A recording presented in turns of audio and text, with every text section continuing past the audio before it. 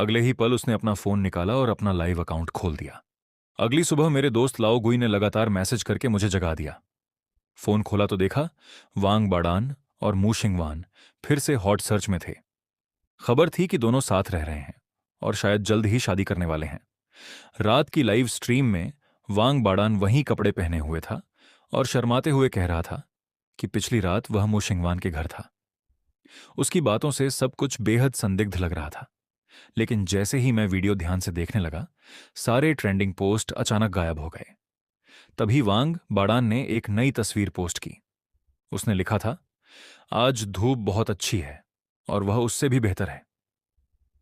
तस्वीर में वह मुंह परिवार के बगीचे में खड़ा था और हाथ में ताजा तोड़ा हुआ बैंगनी गुलाब था। पीछे दूसरी मंजिल पर मू शिंगवान की परछाई साफ दिखाई दे रही थी। मैंने उस गुलाब को देखते ही पहचान लिया। वे वही लुई 14वें गुलाब थे जिन्हें मैंने हमारी शादी के साल अपने हाथों से लगाया था और 2 साल तक बड़ी मेहनत से पाला था। अब वांग बाडान उन्हें तोड़कर ऐसे दिखा रहा था जैसे वे उसके हों। मेरा हाथ फोन पर कस गया, लेकिन बगल में सो रहे अपने बच्चों को देखकर मेरे दिल की सारी कड़वाहट शांत हो गई। मेरे पास 2 बेटियां थीं, एक बेटा था। उस शादी से दूर होकर मैं पहले से कहीं ज्यादा खुश था। मेरा बेटा ये बोयुआन जागा तो रोने के बजाय सीधे अपनी छोटी सी बाहें मेरी तरफ बढ़ाने लगा। मैंने उसे गोद में उठा लिया और वह मेरे सीने से लगकर बोला, पापा, याद आ रहे थे। मैंने तीनों बच्चों को नाश्ता कराया और उन्हें स्कूल छोड़ाया। दूसरी तरफ मू शिंगवान पूरी रात सो नहीं पाया था। उसका सिर दर्द इतना बढ़ चुका था कि दर्द की दवा भी खत्म हो गई थी और असर भी नहीं कर रही थी। आखिरकार उसके सचिव ने उसे अस्पताल पहुंचाया। संयोग से मैं भी उसी अस्पताल में था, लेकिन उसके लिए नहीं। मैं अपने नए क्लाइंट की बेटी का इलाज देखने आया था। उसके परिवार ने उसे हाल ही में वापस पाया था और उसकी तबीयत खराब थी। मैंने उसका इलाज अपने हाथ में लिया था। मू शिंगवान के सचिव ने मुझे अस्पताल में देखा और तुरंत समझ गया कि मैं पास वाले कमरे में हूं। वह वापस जाकर मू शिंगवान को बताने से डर रहा था, लेकिन मुंह ने उसकी चुप्पी से सब समझ लिया।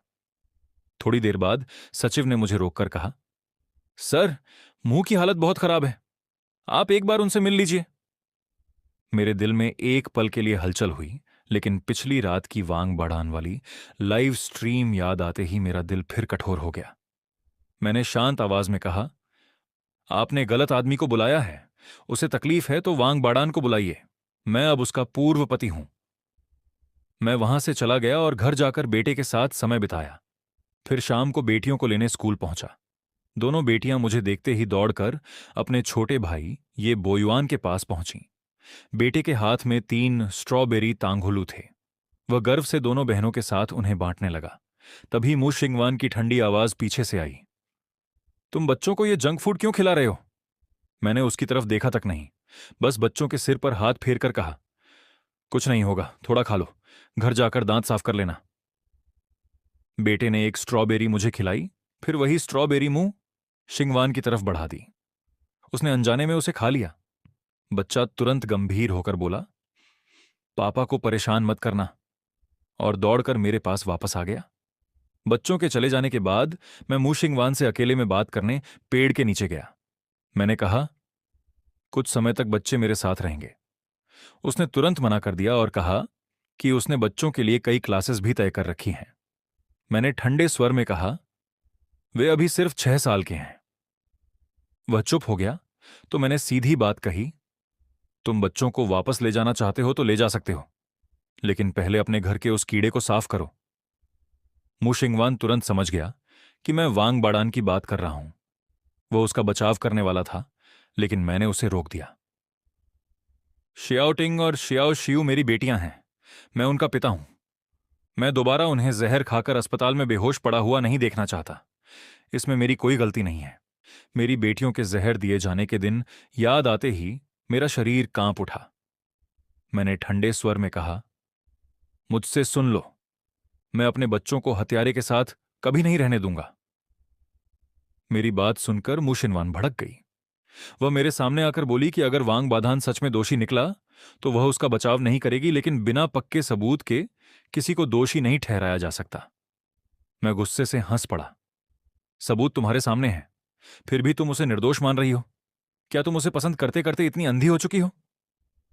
वह कुछ पल चुप रही, फिर बोली, क्या तुम्हें लगता है कि एक मां अपनी बेटियों को जहर दिया हुआ देखना चाहेगी?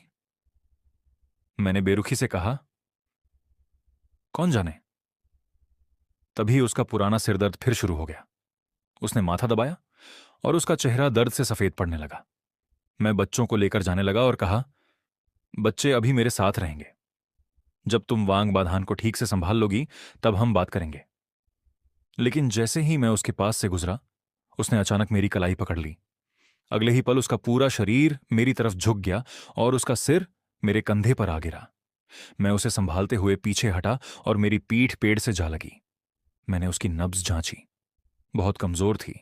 उसका शरीर असामान्य रूप से गर्म था। तब मुझे एहसास हुआ कि यह औरत काफी समय से बीमार थी। जब मूशिनवान को होश आया, वह मेरे घर के गेस्ट रूम में बिस्तर पर लेटी थी।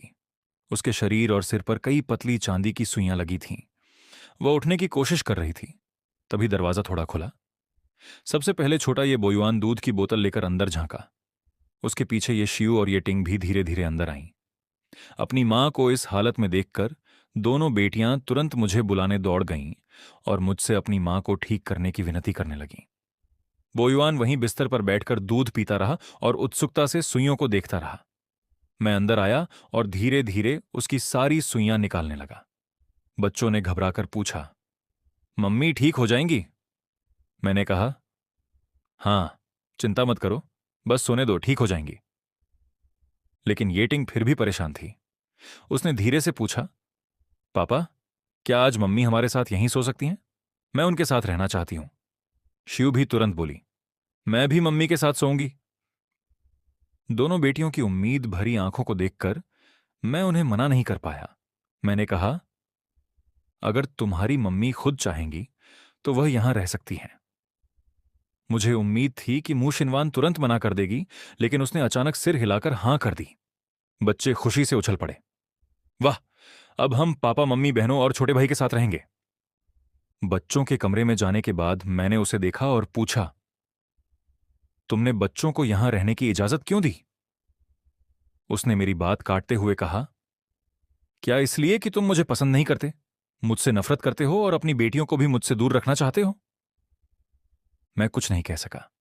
जाते जाते मैंने उसे अस्पताल जाकर पूरी जांच करवाने की सलाह दी, क्योंकि उसका सिरदर्द अब बहुत ज्यादा बढ़ चुका था। अगली सुबह जब मैं नीचे आया तो हैरान रह गया। मूशिनवान अभी भी वहीं थी और तीनों बच्चों के साथ नाश्ता कर रही थी। बच्चों ने उसे देखते ही पूछा, मम्मी, अब तबीयत कैसी है? सिरदर्द तो नहीं हो रहा?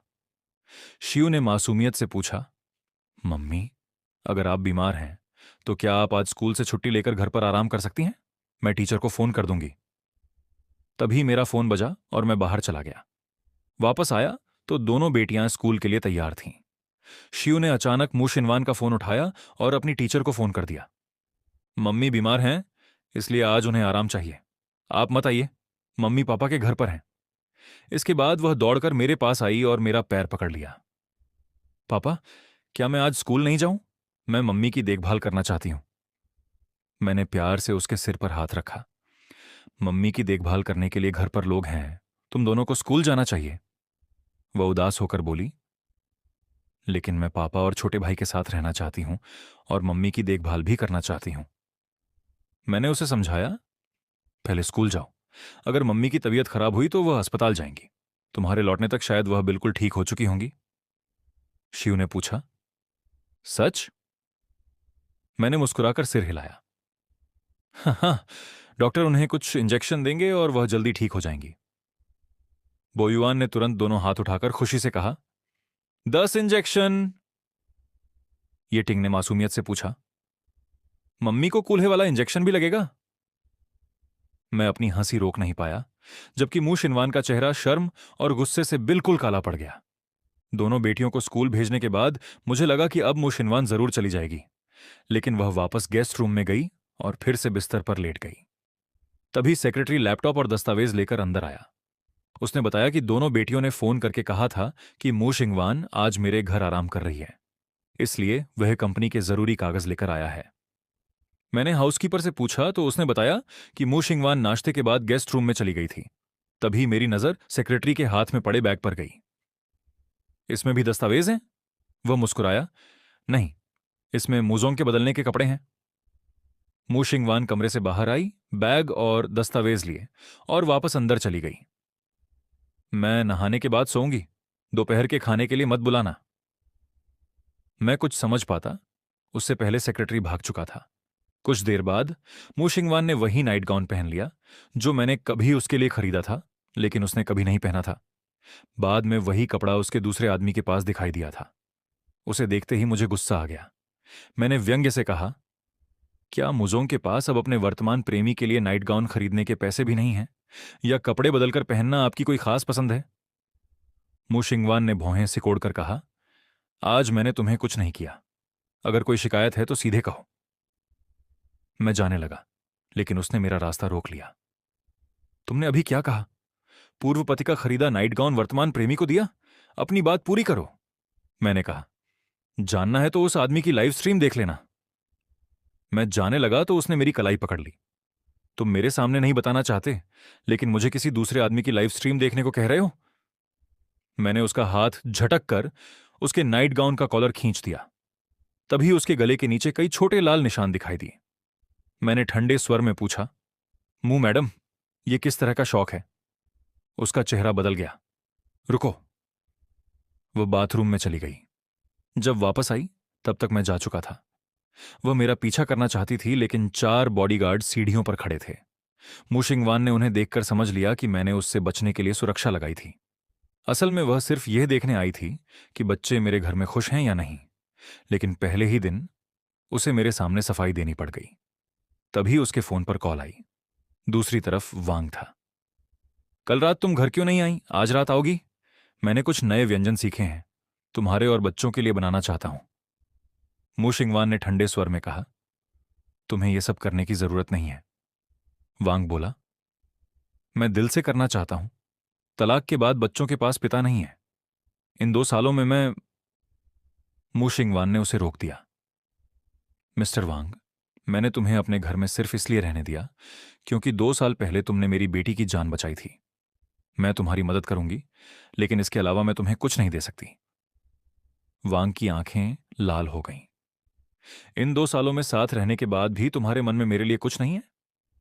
नहीं, मैंने तुम्हारे बारे में कभी प्रेमी के रूप में नहीं सोचा, अतीत में भी नहीं और भविष्य में भी नहीं। फोन कटते ही वांग के चेहरे पर चिंता की जगह खतरनाक मुस्कान आ गई। जासूस ने उसे वीडियो भेजा था। उसमें दिख रहा था कि मू शिंगवान कल मेरे साथ घर आई थी और आज उसने अपने कपड़े भी मंगवा लिए थे। उसे डर था कि कहीं मेरा और मू शिंगवान का रिश्ता दोबारा न जुड़ जाए। उसने तुरंत मैसेज किया, जल्दी से ये सारे वीडियो बाहर भेज दो। उधर मैं बच्चों के साथ घर में था। स्कूल से लौटते ही दोनों बेटियां मेरा हाथ पकड़कर मुझे खाने की मेज तक ले गईं। रसोई से खुशबू आते ही दोनों खुशी से बोलीं, पापा, आज फिर ताकत वाली सूप है। मैं मुस्कुराया, तुम्हें पसंद नहीं है क्या? दोनों हंस पड़ी। बच्चों की तबीयत ठीक होने के बाद मैं उनके लिए नियमित रूप से पौष्टिक सूप बनाता था और उन्हें यह बहुत पसंद था। तभी छोटी बेटी ने अपनी कटोरी मू शिंगवान की तरफ बढ़ाई। मम्मी, पापा कहते हैं यह शरीर के लिए अच्छा है। आपकी तबीयत भी ठीक नहीं है, आप मेरी वाली पी लो। मू शिंगवान के चेहरे पर हल्की मुस्कान आई। ये पापा ने खास तुम्हारे लिए बनाया है, तुम खुद पी लो। उसी समय मैं बो युआन को गोद में लेकर वहां आया। मू शिंगवान की नजर भी मेरी तरफ उठ गई। खाने की मेज पर मैंने सिर्फ तीनों बच्चों का ख्याल रखा और उसे नजरअंदाज करता रहा। अगली सुबह मू शिंगवान चली गई और मैंने राहत की सांस ली। बच्चों को स्कूल छोड़कर मैंने दाढ़ी बनाई, फॉर्मल कपड़े पहने और अकेला गाड़ी चलाकर शियान बिल्डिंग पहुंचा। सबसे ऊपरी मंजिल के घूमने वाले रेस्टोरेंट में जियांग जीशु काफी देर से मेरा इंतजार कर रहा था। उसका भाई जियांग वानचिंग मेरा यूनिवर्सिटी रूममेट था। मरने से पहले उसने मुझसे कहा था कि अगर उसकी बहन को कभी मेरी मदद की जरूरत पड़े तो मैं उसकी मदद जरूर करूं। इसीलिए आज मैं जियांग जीशु के सामने खड़ा था।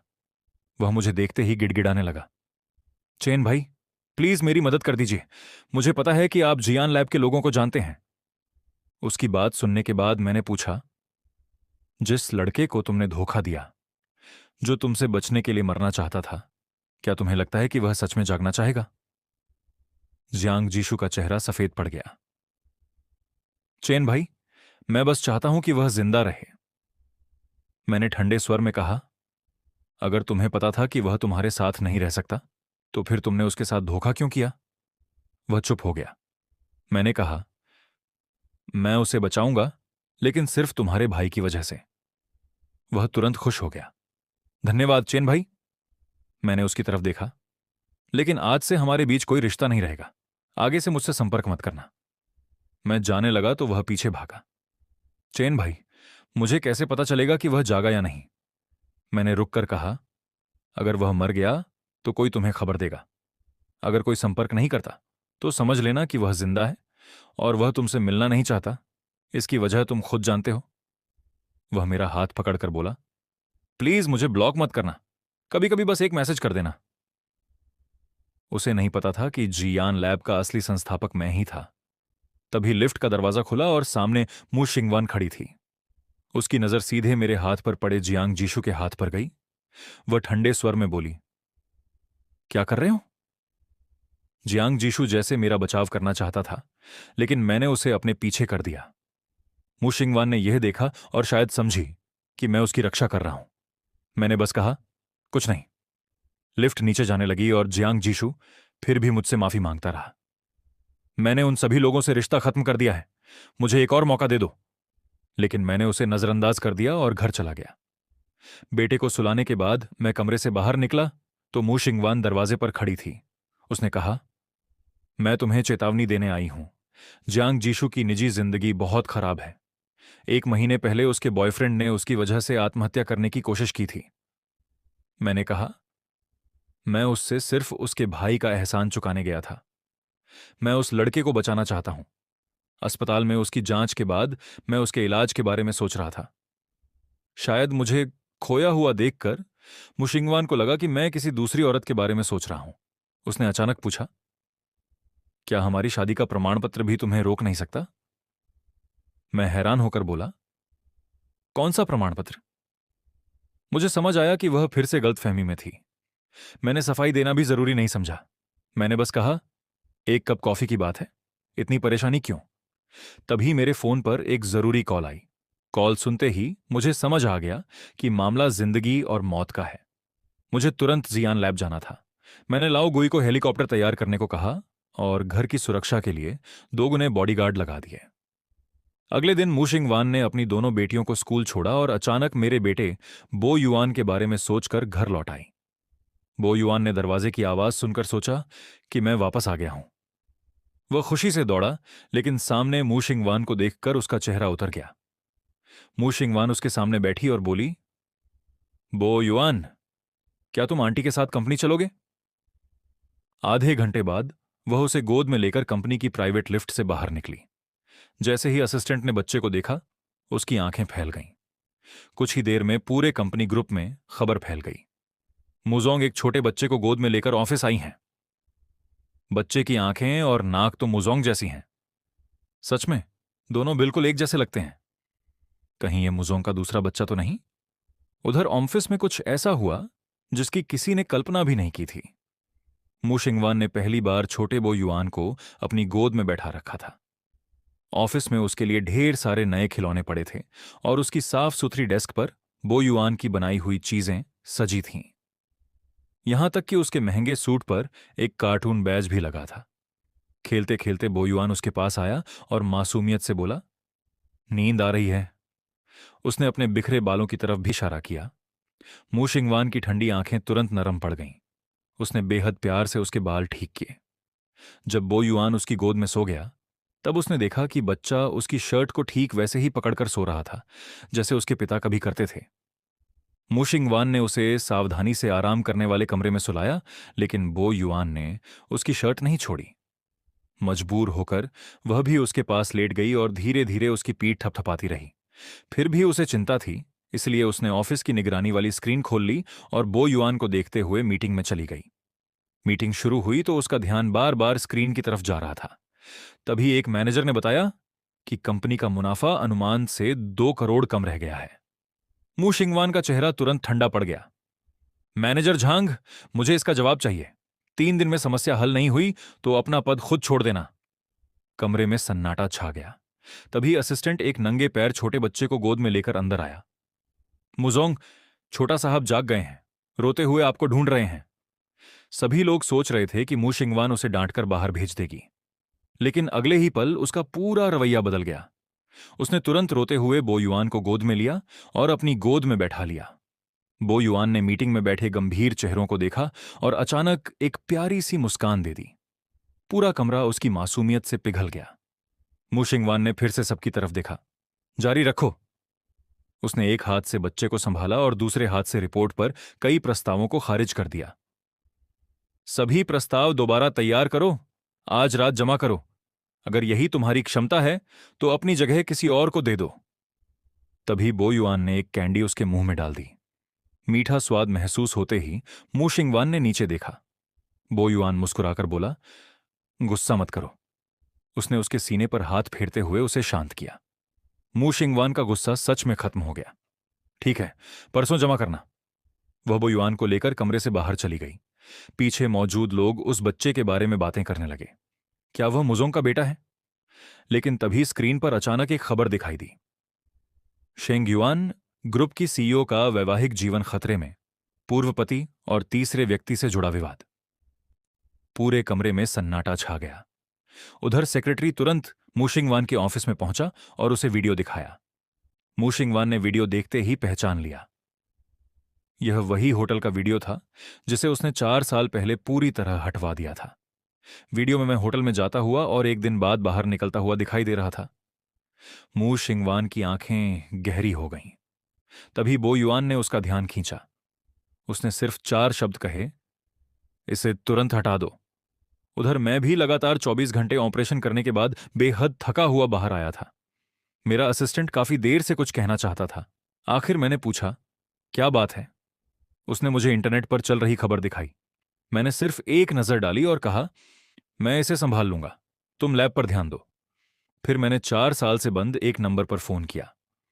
सेक्रेटरी चेंग, होटल की पुरानी रिकॉर्डिंग तुरंत हटवाओ। उसने जवाब दिया, सर समझ गया, अभी कार्रवाई कर रहा हूं। 4 साल पहले की होटल रिकॉर्डिंग किसी ने चोरी से बचाकर रखी थी। मैंने फोन रख दिया, लेकिन मन शांत नहीं हुआ। कुछ देर बाद खबरें अचानक पूरे इंटरनेट से गायब हो गईं। मेरा नाम तक सर्च नहीं हो रहा था। सेक्रेटरी ने यह बात मू शिंगवान को बताई तो उसकी नजर बो युआन पर टिक गई। एक साधारण अनाथ बच्चे के पीछे इतनी ताकत कैसे हो सकती थी? उसे पहली बार बो युआन की असली पहचान जानने की इच्छा हुई। बो युआन ने उसकी गोद में बैठकर कंप्यूटर की तरफ इशारा किया और मासूमियत से कार्टून का नाम बताया। मू शिंगवान ने पूरे ऑफिस में उस कार्टून को खोजवाया और आखिरकार उसे चलाकर बो युआन को दिखाने लगी। कुछ ही देर में नजारा बदल गया। बो युआन उसकी गोद में बैठा दूध पीते हुए कार्टून देख रहा था, जबकि मू शिंगवान एक हाथ से उसे संभालकर दूसरे हाथ से अपना काम कर रही थी। उधर मैं 2 मरीजों को देखने के बाद आराम करने लौटा तो अचानक मुझे अपने बेटे की याद आई। मैंने तुरंत हाउसकीपर को फोन किया, लेकिन जवाब सुनते ही मैं हैरान रह गया। बो युआन को मू शिंगवान अपने साथ कंपनी ले गई हैं। मैं कुछ पल चुप रहा। पहले जब मेरी बेटियां उससे चिपकी रहती थीं, तब भी वह उन्हें ऑफिस नहीं आने देती थी, और अब वह मेरे बेटे को ही अपने साथ ले गई थी। मैंने मन ही मन सोचा, आखिर इस औरत को हो क्या गया है? मुझे नहीं पता था कि मेरी वापसी के रास्ते में मू शिंगवान बो युआन को लेकर मेरी दोनों बेटियों को लेने जा रही थी। बो युआन रास्ते भर सोता रहा, इसीलिए मू शिंगवान उसे गोद में लिए बैठी रही। उसके मन में भी सवाल था कि इस बच्चे के लिए उसके दिल में इतनी स्वाभाविक ममता क्यों है। जब वे स्कूल पहुंचे तो टीचर ने घबराकर कहा, मू मैडम, ये दोनों बच्चियां तो उनके पापा काफी देर पहले ही ले गए। मू शिंगवान की भौहें सिकुड़ गईं। उसे तुरंत एहसास हुआ कि कुछ गड़बड़ है। बच्चों के पिता तो शहर से बाहर थे। उसने ठंडे स्वर में सिर्फ 3 शब्द कहे, सीसीटीवी फुटेज निकालो। फुटेज में दोनों बच्चियां स्कूल से निकलकर एक जानी पहचानी कार की तरफ दौड़ती दिखाई दी। वे खुशी से चिल्लाईं, पापा। कार की खिड़की थोड़ी खुली और अंदर से मेरे जैसा दिखने वाला एक आदमी हाथ हिलाता नजर आया। बच्चों ने बिना सोचे उसके साथ कार में बैठ गए। कार का नंबर भी वहीं था। मू शिंगवान का चेहरा बेहद गंभीर हो गया। उसने तुरंत रास्ते के कैमरों की फुटेज निकलवाई। पता चला कि कार मेरे घर की दिशा में जाने के बजाय एक सुनसान फैक्ट्री की तरफ गई थी। वहां एक भारी भरकम आदमी ने दोनों बच्चियों को कार से उतारा और उन्हें अंदर ले गया। बाद में वही कार समुद्र के किनारे दिखाई दी और सारे निशान मिटा दिए गए। बो युआन ने मू शिंगवान के बदले हुए चेहरे को महसूस किया और चुपचाप उसकी गोद में सिमट गया। मू शिंगवान उसे लेकर वापस मू परिवार के घर पहुंची। वहीं वांग बाहर आया और घबराकर पूछने लगा, वानवान, श्याओतिंग और श्याओशी कहाँ हैं? मू शिंगवान ने उसकी तरफ देखा तक नहीं और सीधे अंदर चली गई। वांग असल में एक जरूरी फाइल लेने आया था। उसने बो युआन को वापस भेजना चाहा, लेकिन बच्चा उसे कसकर पकड़कर सिर्फ अपनी बहनों को ढूंढने की बात करता रहा। कार के जाते ही वांग ने फोन निकाला और ठंडे स्वर में कहा, बच्चों पर नजर रखो, मू परिवार को उन्हें ढूंढने मत देना। उधर मैं जिंगझो पहुंच चुका था। बेटियों के गायब होने की खबर मिलते ही मैंने लाओ गुई को पूरी जांच का आदेश दिया। मू शिंगवान की सीसीटीवी फुटेज देखकर मुझे समझ आया कि बच्चों को मेरे जैसा दिखने वाला आदमी बहला ले गया था। मैंने लाओ गुई को फैक्ट्री के पीछे तलाशी लेने भेजा और वांग की कॉल हिस्ट्री पर नजर रखने को कहा। जल्द ही सुराग मिल गया। बो युआन मू परिवार के घर में था, इसलिए मैं सीधे वहां पहुंच गया। मैंने अंदर जाते ही पूछा, वांग कहाँ है? नौकरानी ने ऊपर वाले कमरे की तरफ इशारा किया। मैं अपने लोगों के साथ कमरे में पहुंचा। दरवाजा लात मारकर खुला तो वांग बुरी तरह डर गया। तुम यहां कैसे आए? मैंने जवाब नहीं दिया, सिर्फ लाओ गुई को इशारा किया। उसने वांग का जबड़ा पकड़ा और एक काली गोली उसके मुंह में डाल दी। वांग घबराकर बोला, तुमने मुझे क्या दिया? मैंने ठंडे स्वर में कहा, जहर।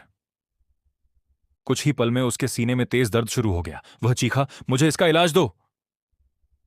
मैंने घड़ी देखते हुए कहा, तुम्हारे पास 2 मिनट हैं, मेरी बेटियां कहां हैं? वह बहाने बनाने ही वाला था कि तभी मू शिंगवान बो युआन को लेकर वहां पहुंची। वांग उसे देखकर मदद के लिए दौड़ा, लेकिन मू शिंगवान ने बो युआन को बचाने के लिए खुद को एक तरफ कर लिया और वांग जमीन पर गिर पड़ा। मैं आगे बढ़ा और अपने बेटे को उसकी गोद से उठा लिया। बो युआन ने मेरी आवाज पहचानी और तुरंत मेरी छाती से लगकर बोला, पापा, मुझे दीदी के पास जाना है। मैंने उसे लाओ गुई के हवाले किया। वांग ने मू शिंगवान से रोते हुए कहा कि मैंने उसे झड़ दिया है। मू शिंगवान ने मेरी तरफ देखा और पूछा, क्या तुम्हारे पास सबूत है? मैंने ठंडे स्वर में कहा, मेरे लोगों ने पता लगाया है कि लड़कियों के गायब होने का संबंध उसी से है। वांग तुरंत मासूम बन गया। वानवान, मैंने कुछ नहीं किया, मैं उन्हें नुकसान कैसे पहुंचा सकता हूं? मू शिंगवान ने बहस नहीं की। उसने अपने फैमिली डॉक्टर को बुलाया। जांच के बाद डॉक्टर ने कहा, कोई समस्या नहीं है। वांग चिल्लाया, असंभव, मेरे दिल में ऐसा दर्द हो रहा है जैसे कीड़े काट रहे हों। तभी डॉक्टर की नजर मुझ पर पड़ी और उसकी आंखें चमक उठीं। वह सबके सामने बोल पड़ा, गुरुजी, आप आखिर जिंगझो वापस आ गए। कमरे में मौजूद हर कोई स्तब्ध रह गया। मुशिंगवान भी मेरी तरफ देखने लगी। 4 साल पहले मैंने इस डॉक्टर को इलाज के दौरान एक दवा दी थी। उसने उसी दवा पर शोध करके कई पुरस्कार जीते थे और तभी से मुझे अपना गुरु मानता था। वांग का चेहरा जलन से विकृत हो गया। वह फिर चिल्लाया, यही आदमी मुझे जहर देकर मारना चाहता है। डॉक्टर की आंखें चमक उठीं। उसने तुरंत मुशिंगवान से कहा, मुजोंग, मैं मिस्टर वांग को अस्पताल ले जाकर पूरी जांच करना चाहता हूं। लेकिन उसकी नजर में मरीज से ज्यादा मेरी दवा का रहस्य था। वांग घबरा गया और तुरंत मू शिंगवान का हाथ पकड़ लिया। तभी मू शिंगवान मेरे सामने आकर बोली, तुमने सबूत की बात की थी, सबूत कहां है? मैंने अपना फोन निकाला और रिकॉर्डिंग चला दी। रिकॉर्डिंग में वांग की आवाज साफ सुनाई दे रही थी, मू परिवार की दोनों बच्चियों को पकड़ लो। मू शिंगवान को यकीन होना चाहिए कि यह सब चेन ने किया है और चेन की बेटी को बेच देना। उसके बाद भी वांग सफाई देने लगा, वानवान, यह सच नहीं है, तुम मुझे जानती हो, मैं ऐसा क्यों करूंगा? मेरे अंदर का गुस्सा लगभग फट पड़ा। मैंने ठंडे स्वर में कहा, मेरी बेटियों के एक भी बाल को नुकसान पहुंचा तो उसकी कीमत अपनी जान देकर चुकाओगे। वांग ने तुरंत मुशिंगवान की तरफ देखकर रोना शुरू कर दिया। वानवान, तुमने सुना? उसने खुद माना है कि उसने मुझे जहर दिया है। मैंने उसकी बात पर ध्यान नहीं दिया और अपने सोए हुए बेटे को गोद में लेने के लिए आगे बढ़ा। लेकिन लाओ गुई ने बो युआन को संभालते हुए कहा, मैं इसे पकड़ लेता हूं। मू शिंगवान की ठंडी नजरें मेरे और लाओ गुई के बीच घूमने लगीं। तभी लाओ गुई की गोद में सोए बो युआन ने नींद में धीरे से कहा, पापा। लाओ गुई मुस्कुराया और उसकी पीठ थपथपाई। सो जाओ बच्चे, अपने बेटे को सोता देखकर मेरा दिल नरम पड़ गया। जब वह पूरी तरह सो गया, मैं लाओ गुई के साथ वहां से निकल गया। मूशिंगवान के पास से गुजरते हुए मैंने उसकी तरफ देखा तक नहीं। इस औरत ने मुझे सिर्फ निराश किया था। मुंह परिवार के बाहर मेरे और मूशिंगवान के लोग आमने सामने खड़े थे। बाहर आते ही मेरे बॉडीगार्ड ने हमें घेर लिया और मैं वहां से निकल गया। मैंने तुरंत लाओगुई को आदेश दिया कि वांग के बचे हुए साथियों और खासकर उसके सभी करीबी लोगों की तलाश करे। कुछ देर बाद आखिरकार हमें एक पता मिला, लेकिन नाम देखते ही मैं चौंक गया। यह कैसे हो सकता है? जिस कार का इस्तेमाल बच्चों को ले जाने में हुआ था, वह जियांग जीशु के नाम पर थी। मैं अपने लोगों के साथ एक बार पहुंचा तो वह शराब में डूबा बैठा था। मैंने एक बाल्टी ठंडा पानी उसके ऊपर डाल दिया। वह घबरा कर उठा। चेन भाई, क्या फेंकियों के साथ कुछ हुआ है? मैंने उसके सामने कार की तस्वीर फेंकी। ये कार तुम्हारी है? उसने तस्वीर देखकर सिर हिलाया। हाँ हाँ, मेरी है, लेकिन कुछ समय पहले मैंने इसे अपने दोस्त को दे दिया था। मैंने उसकी बात पूरी कर दी। फेंकियू को इसी कार की वजह से तुम्हारे अफेयर का पता चला था और उसने दुखी होकर आत्महत्या कर ली थी। सही कह रहा हूं? जियांग जीशु का चेहरा सफेद पड़ गया।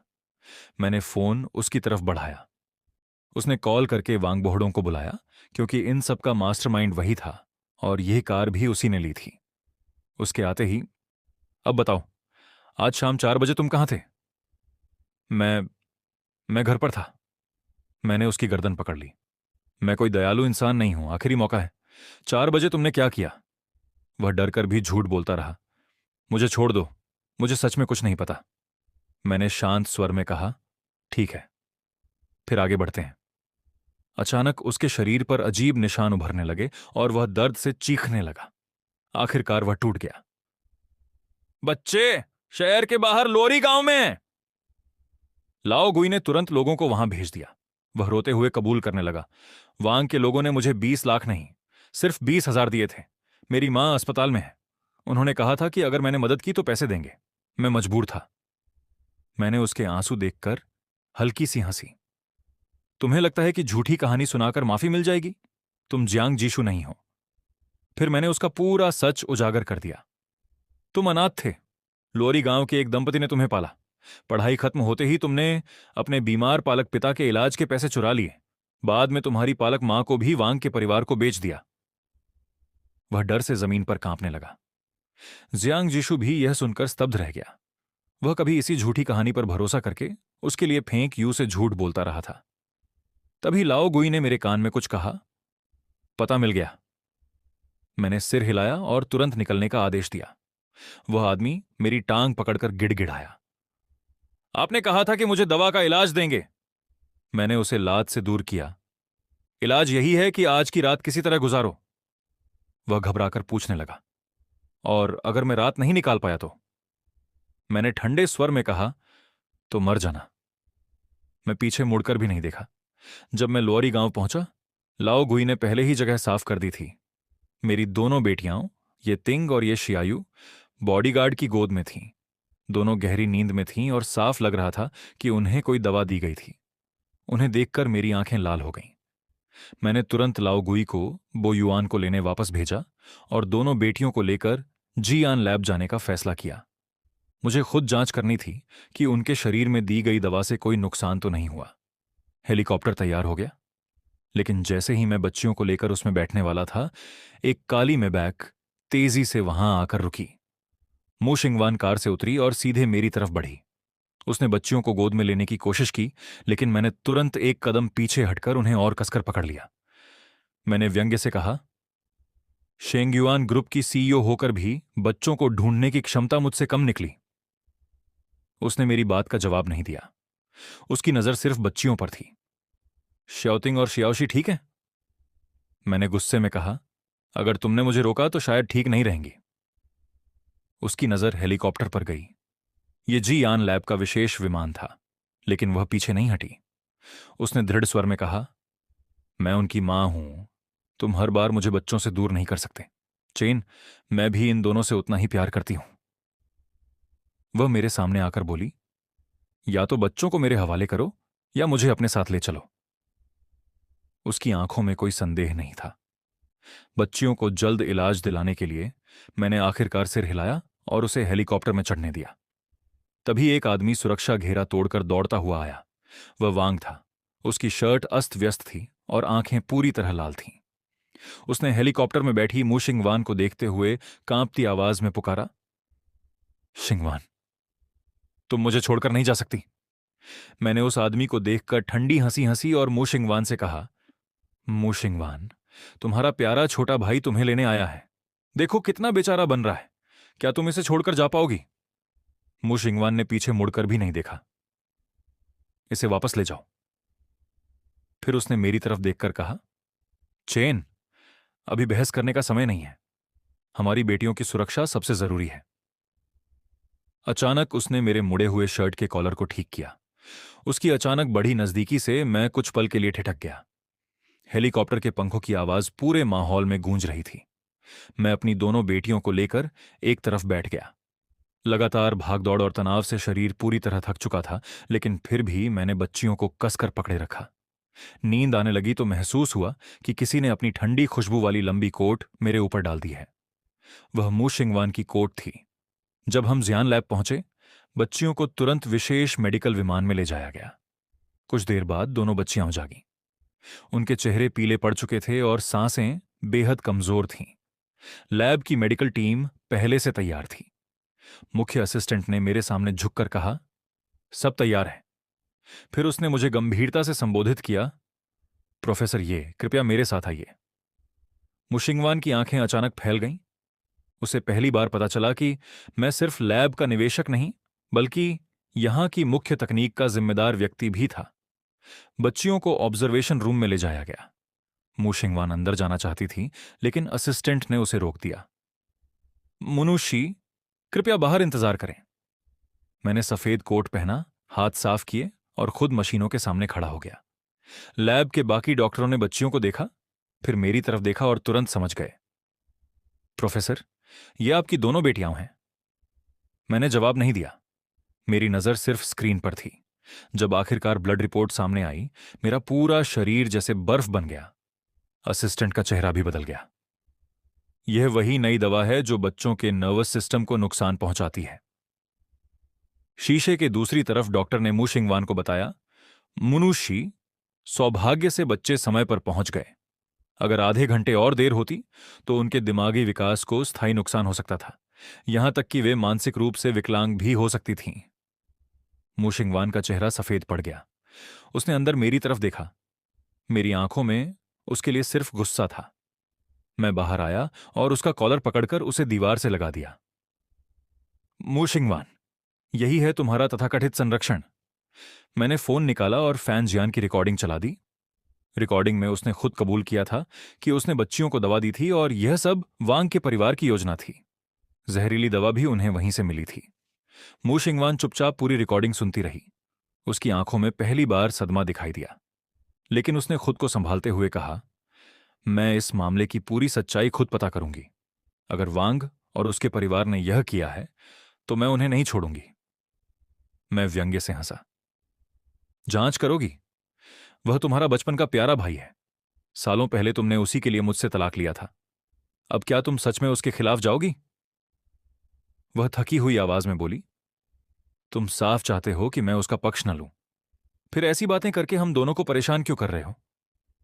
मैंने एक कदम पीछे हटकर कहा, तुम गलत समझ रही हो। मैंने यह रिकॉर्डिंग तुम्हारी राय लेने के लिए नहीं, बल्कि तुम्हें यह बताने के लिए दी है कि वांग परिवार का अंत अब तय है। मैंने सारे सबूत उसके फोन पर भेज दिए। फाइल भेज दी है। लैब के बगल में परिवार के लिए आराम करने की जगह है, वहीं रहना। मेरी बेटियों के इलाज में दखल मत देना। मैं मुड़ा और चला गया, लेकिन मू शिंगवान ने मेरा हाथ पकड़ लिया। मैं भी उनके साथ रहूंगी। आखिरकार वह बच्चियों के पास बैठी रही और मैं सोफे पर लेट गया। रात में मुझे महसूस हुआ कि किसी ने मुझे उठाकर आराम से सोफे पर लिटाया और मेरे ऊपर कंबल डाल दिया। मू शिंगवान कुछ देर मेरे सामने बैठकर मुझे देखती रही। उसकी आंखों में ऐसे भाव थे जिन्हें मैं समझ नहीं पाया। सुबह मेरी आंख खुली तो वह जा चुकी थी। बच्चियों के चेहरे अब पहले से काफी बेहतर थे और मेरी चिंता थोड़ी कम हुई। दोपहर के करीब असिस्टेंट का फोन आया। प्रोफेसर, मुझने पूरे शहर में इनाम घोषित किया है। वह हमारी लैब के सबसे रहस्यमय एक्स प्रोफेसर को ढूंढ रही है। मेरी उंगलियां फोन पर कस गईं। दुनिया में सिर्फ हमारी मुख्य टीम जानती थी कि एक्स प्रोफेसर असल में मैं हूं। वह मुझे क्यों ढूंढ रही है? असिस्टेंट कुछ पल चुप रहा। वांग के लिए। वह चाहती है कि प्रोफेसर उसके चेहरे का निशान ठीक कर दें। मेरे कानों में जैसे बिजली गिर गई। जिस आदमी ने मेरी बेटियों को लगभग मौत के करीब पहुंचा दिया, उसके इलाज के लिए वह मुझसे मदद मांग रही थी। मैंने कड़वी मुस्कान के साथ सोचा, तो वह यहां बच्चों के लिए नहीं रुकी थी। मेरे अंदर बची आखिरी गर्माहट भी खत्म हो गई। तभी दरवाजा खुला। मू शिंगवान हाथ में एक सुंदर खाने का डिब्बा लेकर अंदर आई।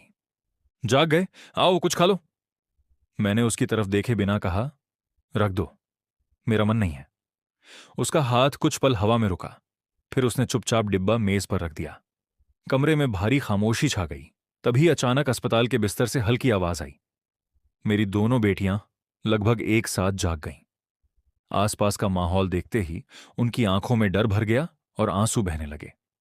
दोनों ने एक साथ रोते हुए पुकारा, पापा, मम्मी। मैं और मू शिंगवान एक साथ उनकी तरफ दौड़ पड़े। उधर मू शिंगवान ने दूसरी बेटी को सीने से लगाया और लगातार उसकी पीठ थपथपाकर शांत करती रही। डॉक्टर ने दोनों की पूरी जांच की और बताया कि उनकी हालत धीरे धीरे बेहतर हो रही है। मैं और मू शिंगवान मिलकर उन्हें थोड़ा थोड़ा दलिया खिलाने लगे।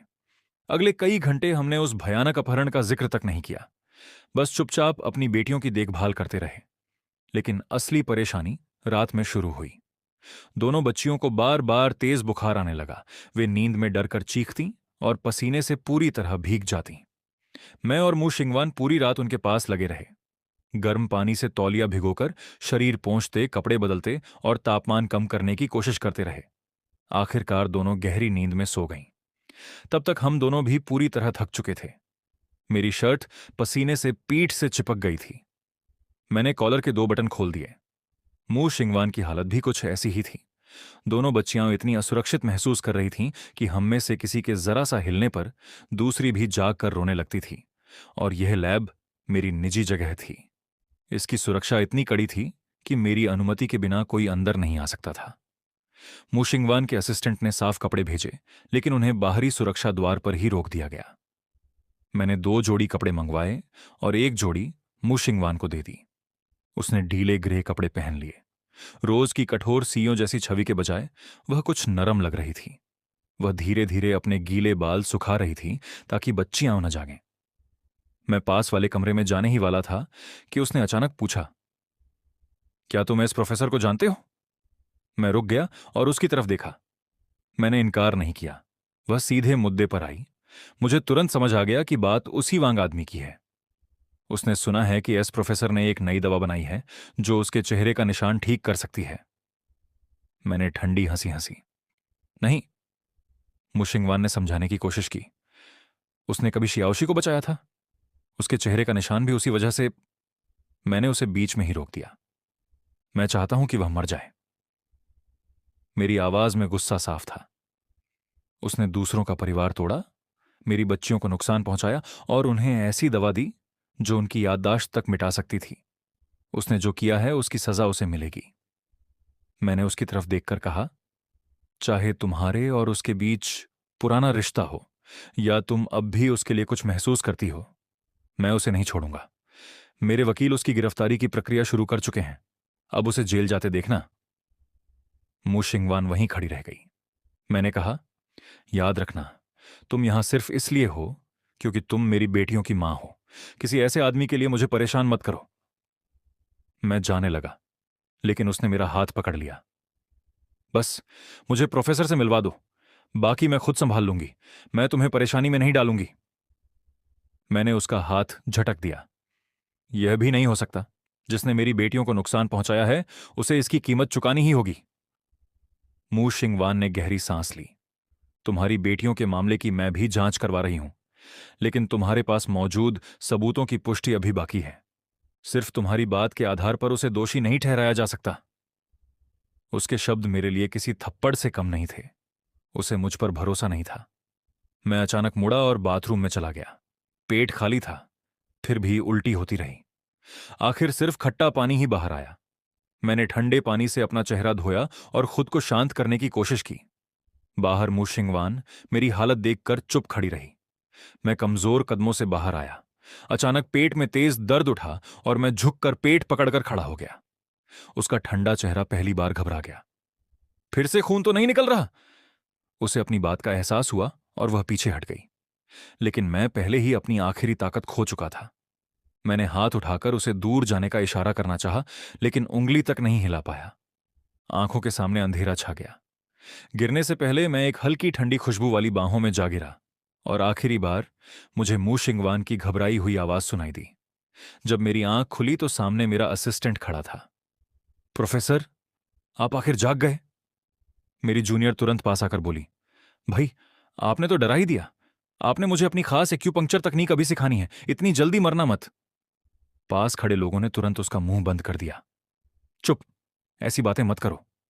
वह फिर भी मजाक में बोली, अगर ये मर गए तो सिर वापस सिल देना, बस सिलाई अच्छी रखना। मैं इन लोगों की बातें सुनकर बेबस हो गया। फिर मैंने कमरे में चारों तरफ देखा। मूशिंगवान कहीं नहीं थी। मेरे असिस्टेंट ने तुरंत बताया, प्रोफेसर, आपको मुनुशी ही यहां लेकर आई थी। अभी वह नीचे दोनों बच्चियों के साथ हैं। मैं उठने लगा तो बाकी लोग तुरंत मुझे रोकने लगे। तभी मेरी जूनियर फिर मुस्कुराकर बोली, आप इतनी मेहनत करके गिर गए हैं, मुझे 2 दिन की छुट्टी दे दीजिए। अगले ही पल बाकी लोग उसे खींचकर बाहर ले गए और उसकी चीखें दूर तक सुनाई देती रहीं। कमरा आखिरकार शांत हो गया। मैंने कपड़े बदले और नीचे जाने लगा। तभी दरवाजा खुला और लाओ गुइबो युआन को गोद में लेकर अंदर आया। मुझे देखते ही बच्चा नीचे उतरने के लिए मचलने लगा और दौड़कर मेरे पास आया। वह बिस्तर पर चढ़ने की कोशिश करने लगा, लेकिन छोटा होने की वजह से लगभग गिर गया। मैं और लाओ गुई एक साथ आगे बढ़े और उसे उठाकर बिस्तर पर ले आए। बो युआन तुरंत मेरी गोद में आकर चिपक गया। लाओ गुई ने उसके हाथ से आधा खाया हुआ स्नैक हटाते हुए कहा, बो युआन, पापा बीमार हैं, उन्हें ज्यादा परेशान मत करो। बच्चे ने समझदारी से सिर हिला दिया, लेकिन मैंने उसे प्यार से चूमते हुए कहा, कोई बात नहीं, मेरा बच्चा बिल्कुल भारी नहीं है, पापा तुम्हें गोद में रख सकते हैं। लाओ गुई मुस्कुराकर बोला, आप बस बच्चे को बिगाड़ना जानते हैं। कुछ देर बाद असिस्टेंट बो युआन को आराम कराने ले गया। मैं नीचे अपनी दोनों बेटियों के कमरे में पहुंचा। वे दोनों जाग चुकी थीं और फल खा रही थीं। मुझे देखते ही दोनों खुशी से बोली, पापा। मैं मुस्कुराकर सिर हिलाया, लेकिन मेरी नजर कमरे के कोने में बैठी मूशिंगवान पर चली गई। उसने बस मेरी तरफ एक ठंडी नजर डाली और फिर चुपचाप फल काटने लगी।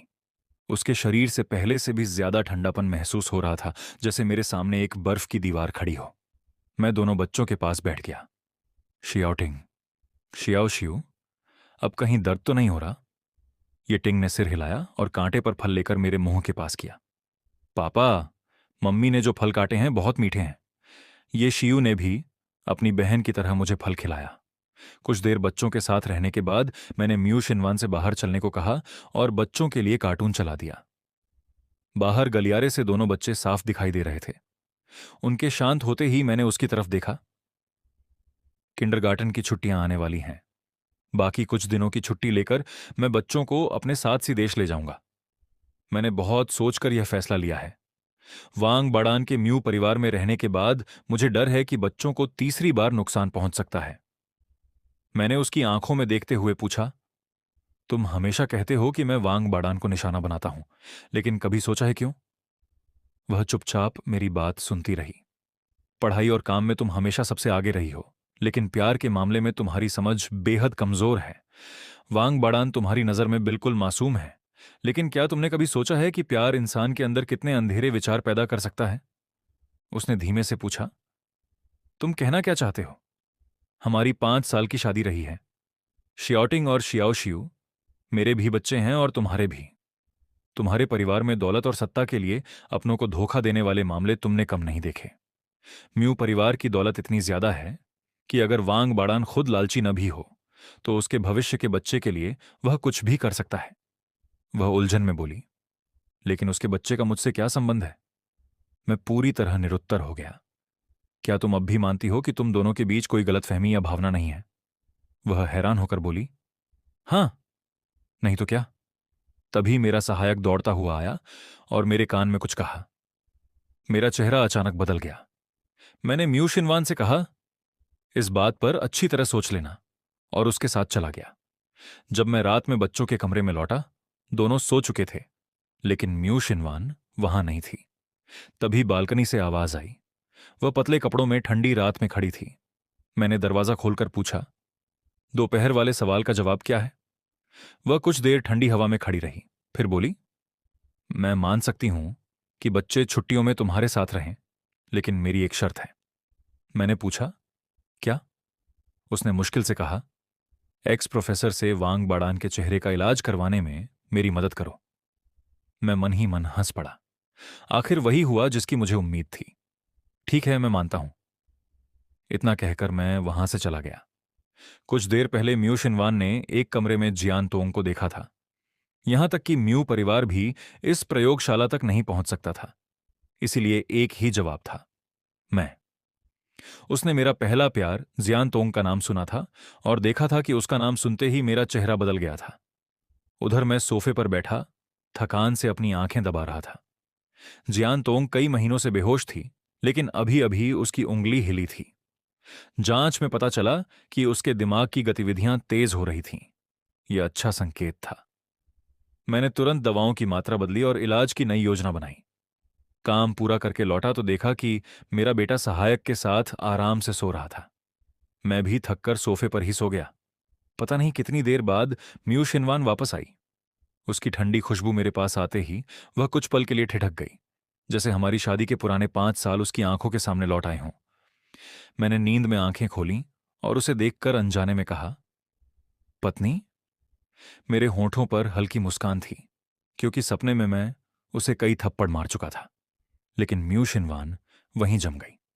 वह सोचने लगी कि मैंने यह शब्द किसके लिए कहा। अगली सुबह मेरा सहायक फोन लेकर आया। म्यू शिनवान एक्स प्रोफेसर से वांग बडान के इलाज के लिए सौदेबाजी कर रही थी। वह किसी भी कीमत पर उसके चेहरे के निशान ठीक करवाना चाहती थी। एक्स प्रोफेसर का किरदार मेरी शरारती जूनियर निभा रही थी।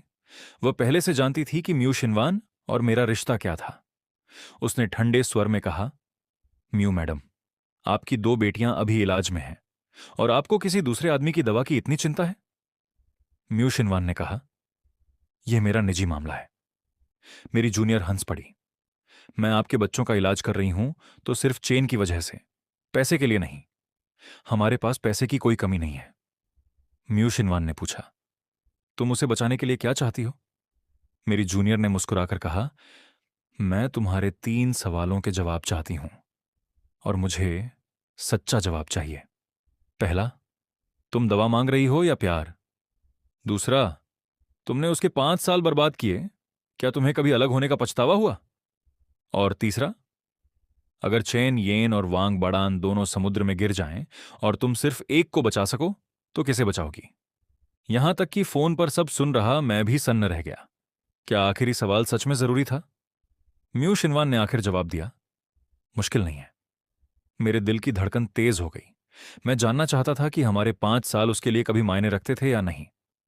उसने कहा, दवा चाहिए, पछतावा है, लेकिन इस बार वांग बाडान को भी साथ रखना होगा। मेरे हाथ से फोन ढीला पड़ गया। उम्मीद नहीं थी, फिर भी दिल पूरी तरह टूट गया। यही म्यू शिनवान थी, ठंडी और बेरहम। मैंने फोन काट दिया। उधर मेरी जूनियर ने फिर पूछा, क्या तुमने कभी चेन येन से प्यार नहीं किया? म्यू शिनवान कुछ पल चुप रही। उसे मेरा धोखा, मेरी दूसरी शादी और बच्चे याद आए। फिर उसे हमारी शादी के शुरुआती दिन भी याद आए।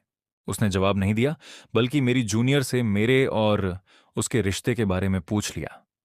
मेरी जूनियर ने आंखें घुमाकर जानबूझकर कहा, मैं चेनगो की जिंदगी की सबसे महत्वपूर्ण औरत हूं। मैं पहली इंसान थी जिसने बोयुआन को गोद में उठाया था, और उसकी सबसे प्यारी औरत हमेशा मैं ही रहूंगी। म्यू शिनवान की उंगलियां धीरे धीरे मुट्ठी में बदल गईं। चेहरे पर फिर भी कोई भाव नहीं था। उसकी आत्मनियंत्रण की ताकत सच में बहुत डरावनी थी। मेरी जूनियर ने बात आगे बढ़ाने की कोशिश की। तभी म्यू शिनवान ने अचानक पूछा, क्या तुम्हें पता है कि उसकी शादी हो चुकी है? जूनियर हैरान हुई। शादी? ये कैसे हो सकता है? फिर उसे समझ आया कि शायद मैंने अपनी पूर्व पत्नी से यह बात छिपाई है। वह मुस्कुराकर बोली, उससे क्या फर्क पड़ता है? म्यू शिनवान ने ठंडे स्वर में पूछा। तुम उसकी प्रेमिका हो? जूनियर ने जानबूझकर कहा। प्रेमिका कहना बहुत साधारण होगा। सही मायने में मैं उसकी सबसे प्यारी औरत हूं। यह सुनते ही म्यू शिनवान का चेहरा काला पड़ गया। वह अचानक समझ गई कि जूनियर उसे उकसा रही है। वह खड़ी हुई और बोली, अगर एक्स प्रोफेसर सहयोग नहीं करना चाहते तो रहने दो। तभी मेरी जूनियर हंसकर बोली, अब मुझे समझ आया कि यह चेन ने तुमसे तलाक क्यों लिया। सिर्फ मेरी बात सुनकर तुमने मान लिया कि उसके और मेरे बीच कोई गलत रिश्ता है। इसमें कोई हैरानी नहीं कि वह तुम्हें नहीं चाहता। म्यू शिनवान पलटी। उसका पूरा व्यक्तित्व अचानक बदल गया। उसकी नजरें इतनी तीखी थीं कि जूनियर भी समझ गई कि अब तक उसका शांत रहना सिर्फ दिखावा था। म्यू शिनवान ने पूछा, तुम एक्स प्रोफेसर नहीं हो? जूनियर बिना घबराए बोली, सही कहा।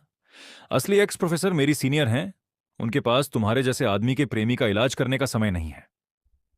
म्यू शिनवान ने तुरंत उसकी असली पहचान बता दी और कहा, मियाओ शियाओशान, तुम हांगकांग के मियाओ परिवार की वह नाजायज बेटी हो जिसे परिवार ने कभी स्वीकार नहीं किया। तुम्हें मेरे सामने इस तरह बोलने का अधिकार नहीं है। मियाओ शियाओशान का चेहरा ठंडा पड़ गया। उसने अपनी कलाई में बंधे सफेद जेड के कंगन को पकड़ा, गहरी सांस ली और खुद को शांत किया। फिर वह मुस्कुराकर बोली, म्यू मैडम, आप गलती से यह चेन से प्यार मत कर बैठना, क्योंकि अगर ऐसा हुआ तो आपकी जिंदगी की सबसे बड़ी बाधा मैं बनूंगी। म्यू शिनवान ने उसे शांत नजरों से देखा। अगर कभी ऐसा हुआ भी तो तुम हमारे मामले में दखल देने की ताकत नहीं रखती। मियाओ शियाओशान की मुस्कान और गहरी हो गई। उसने कहा, देखते हैं। मैं शर्त लगाती हूं कि एक दिन तुम येशेन के प्यार में जरूर पड़ोगी, क्योंकि मेरे पास एक ऐसा राज है जो सब कुछ बदल सकता है। उसकी बातें म्यू शिनवान के दिमाग में गूंजती रहीं। जब वह वापस अस्पताल पहुंची, मैंने दोनों बच्चों को नाश्ता करवाते हुए देखा। तभी सहायक बोयुआन को लेकर आया। छोटा बच्चा म्यू शिनवान को छोड़कर सीधे मेरी गोद में आ गया। पापा! मैंने उसे अपनी गोद में बैठा लिया। वह दूध पीते हुए अपनी दोनों बहनों की तरफ हाथ हिलाने लगा। म्यू शिनवान प्रयोगशाला में 1 हफ्ते से थी और आज उसका आखिरी दिन था। जाने से पहले वह मुझसे कुछ कहना चाहती थी, लेकिन मैंने उसे रोक दिया। मैंने कहा, मैंने तुम्हारे लिए संपर्क कर दिया था। बात नहीं बनी तो यह तुम्हारी समस्या है। लेकिन उसने कहा, जिससे मेरी मुलाकात हुई वह एक्स प्रोफेसर नहीं बल्कि मियाओ शियाओशान थी। मेरी आंखों में तुरंत सतर्कता आ गई। मैंने पूछा, क्या तुम मियाओ परिवार के लोगों को जानती हो? वह बोली, हां, देखा है। उसका जवाब सुनते ही मुझे वह दिन याद आ गया जब मैंने मियाओ शियाओशान को पहली बार बचाया था। तब मैंने म्यू शिनवान को धमकी दी थी कि अगर उसने उसकी पहचान उजागर की तो मैं उसे कभी माफ नहीं करूंगा। म्यू शिनवान मेरी तरफ बढ़ी और ठंडे स्वर में बोली, शीचेन, तुम्हारे दिल में आखिर कितनी औरतें हैं? जहां तक मुझे पता है, तुम्हारी पहली मोहब्बत, पूर्व पत्नी और प्रेमिका और कितनी हैं? मैं उसकी कल्पनाओं पर बस हल्का सा मुस्कुराया। म्यू मैडम, आप निश्चिंत रहिए। चाहे मेरा दिल कितने भी हिस्सों में बंट जाए, उसमें तुम्हारे लिए कोई हिस्सा नहीं है। मेरे शब्दों ने उसके दिल को चीर दिया। तभी तीनों बच्चे दौड़ते हुए आए। मम्मी, पतंग पेड़ पर फंस गई है। ये शियू म्यू शिनवान का हाथ पकड़कर उसे पतंग लेने ले गई। मैं भी बच्चों के पीछे चला गया। म्यू शिनवान की गोद में बैठी ये शियू पतंग पकड़ने के लिए हाथ बढ़ा रही थी। तभी उसका शरीर अचानक पीछे की ओर झुका। सावधान! मैं तेजी से आगे बढ़ा और उसी समय म्यू शिनवान ने भी हाथ बढ़ाया। हमारे हाथ बच्चे को संभालते हुए एक दूसरे से टकरा गए। आखिरकार मैंने ये शियू को अपनी गोद में ले लिया। बच्ची डर गई थी, इसलिए मैंने उसे सहलाते हुए कहा, डरना मत, पापा ने तुम्हें पकड़ लिया है।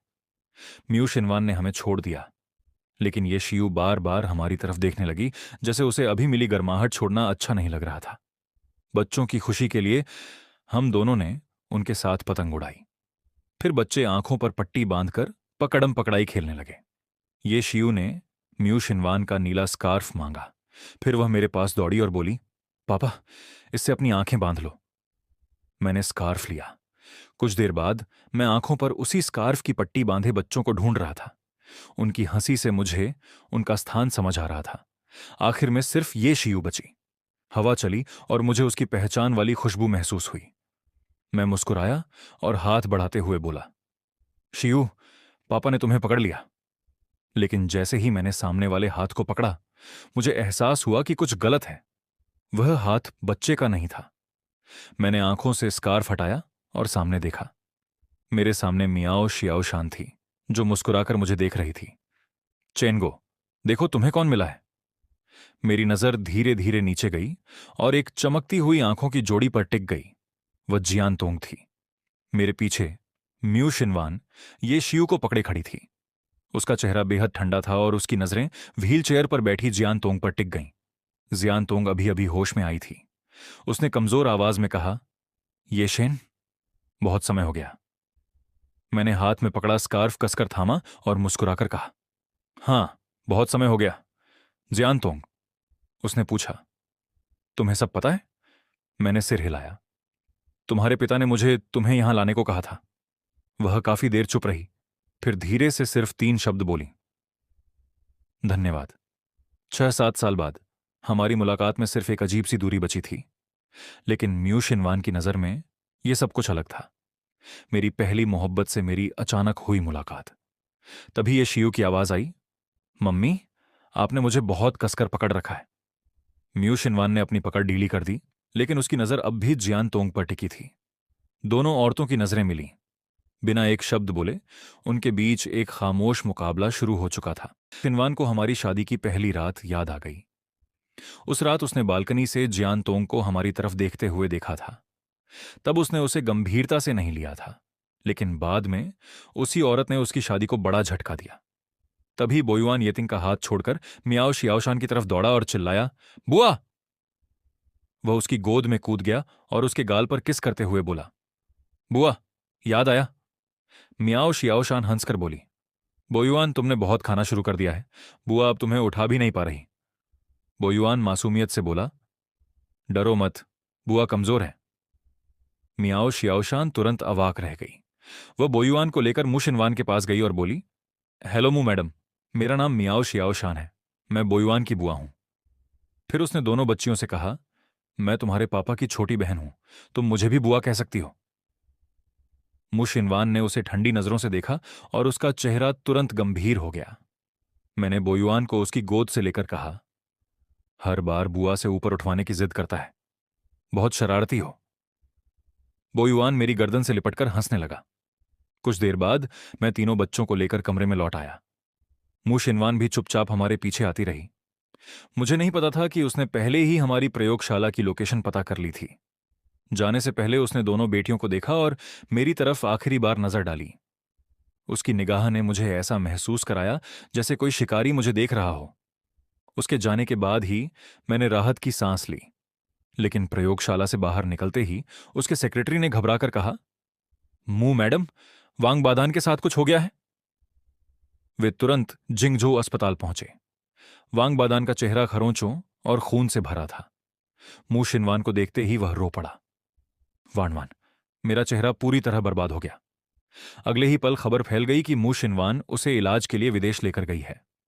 वह एच देश के मशहूर अस्पताल पहुंची और भारी रकम खर्च करके पूरी मेडिकल टीम उसके इलाज में लगा दी। हालांकि खबर को कुछ ही समय में शिवान ग्रुप ने पूरी तरह दबा दिया। एक हफ्ते बाद मुशिनवान अचानक मेरी प्रयोगशाला में फिर लौट आई। मैं सोचने लगा कि वह वांग बादान को छोड़कर यहां क्यों आई है। वह दवा मैंने खुद तैयार की थी। उसका असर त्वचा से हड्डियों तक पहुंचता था और लगातार ऐसी पीड़ा देता था कि इंसान खुद अपनी त्वचा नोचने लगे। यह वांग बाधान के लिए मेरी छोटी सी सजा थी। उधर मू शिनवान कार में बैठी थी। लगातार एक हफ्ते की थकान के बावजूद उसे नींद नहीं आ रही थी। लेकिन जब वह कुछ दिन मेरे साथ अस्पताल में रही थी तो बिना दवा के ही गहरी नींद सो गई थी। शायद इसी वजह से वह वापस आई थी। सेक्रेटरी ने कहा, मू मैडम, सर आ गए हैं। वह तुरंत कार से उतरी और मेरी ओर देखने लगी। मैंने पूछा, तुम फिर क्यों आई हो? उसने शांत स्वर में कहा, यह चेन, मुझे नींद नहीं आती। मैं हंस पड़ा। नींद नहीं आती तो दवा ले लो, मेरे पास आने से नींद कैसे आ जाएगी? उसने मेरा हाथ पकड़कर कहा, हमारी शादी के दौरान मैं सबसे अच्छी नींद सोती थी, पिछले हफ्ते तुम्हारे साथ रहने पर भी।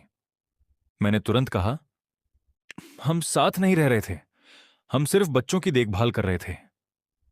वह अचानक बोली, किससे डरते हो, मियाओ शियाओ शान से या जियांतोंग से? मैंने उसकी कलाई छुड़ाते हुए कहा। तुम अपनी बेटियों को नुकसान पहुंचाने वाले इंसान को बचा रही हो, मैं तुमसे कैसे न डरूं? उसने कहा। मेरे लोगों ने जांच की है, वांग बाधान ने यह सब नहीं किया। हम किसी निर्दोष को बदनाम नहीं कर सकते। मैंने पूछा, तुम्हारे सेक्रेटरी ने जांच की? वो बोली, नहीं, दूसरे सेक्रेटरी ने। तभी मुझे उसकी जैकेट से तेज पुरुषों के परफ्यूम की खुशबू आई। मैं सब समझ गया। मैंने ठंडे स्वर में कहा, हाथ छोड़ो। दोनों तरफ के बॉडीगार्ड तुरंत आगे आ गए। माहौल तनावपूर्ण हो गया। मैंने अपना हाथ छुड़ाया और कार की ओर बढ़ गया। लेकिन जैसे ही मैंने कार का दरवाजा खोला, पीछे से अचानक किसी चीज के जमीन पर गिरने की तेज आवाज आई।